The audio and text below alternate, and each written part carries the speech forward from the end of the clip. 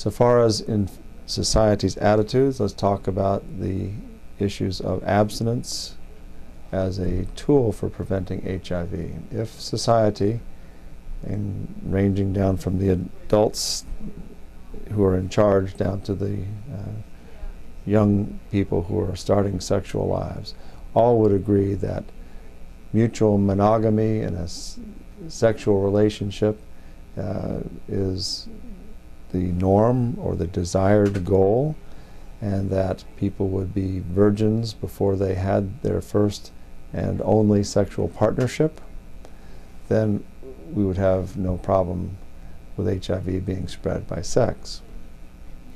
The problem is that society says that's the way it should be, but behaves entirely differently. Many people have multiple sexual partners around the world. Some do, some don't. Sometimes it's a standard in which the woman is allowed to have only one sexual partner, whereas the man is expected to have numerous sexual partnerships even after their marriage has started.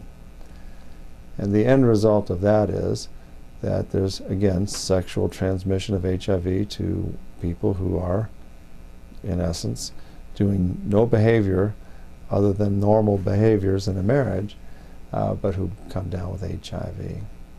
And the consequences thereof include infected children, dead mothers, and disruption of the family, orphans left behind.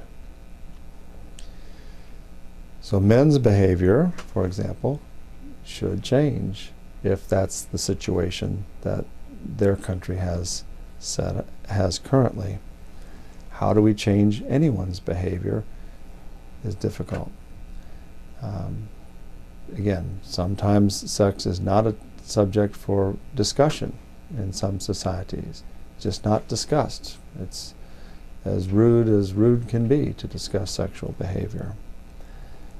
People also have differences as to what they think a woman's role should be, what her freedom should be, what her behaviors can be, both in and before a marriage. It becomes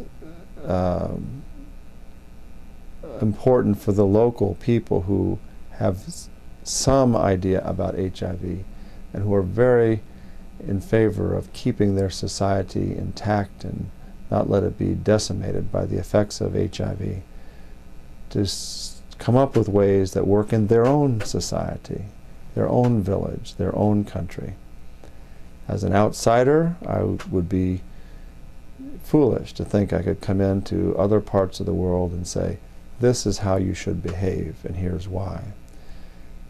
Best I can do is to tell people this is how HIV behaves and how it can be dealt with, and let the local people make decisions based on their religion, culture, and other issues, as well as financial issues. So I hope that through the mechanism of education around the world, each person can learn enough about HIV to say, this is how I can help. For example, speaking up when you hear incorrect information being commented during casual conversations or family dinners. Correct the incorrect information. Challenge attitudes that are counterproductive, and see if hopefully we can make some inroads here. Abstinence, for example, is perfect in the sense of a way of preventing HIV, assuming there's no injecting drug use or transfusion of infected blood. Why would we, do anything but abstinence until people are in a mutually monogamous relationship? And again, the problem is people don't typically engage in mutually monogamous relationships from the time of their puberty on till their death. Sometimes happens, sometimes doesn't. so it's not as reliable.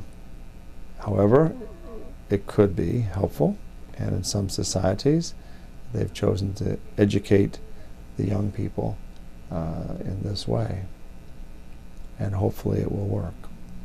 But in many instances it has not worked, and there's a difficulty. People who delay the onset of their sexual activity may help, but their behaviors may turn out to be counterproductive when they do start their sexual activity, and infection rates have shown that that's the case.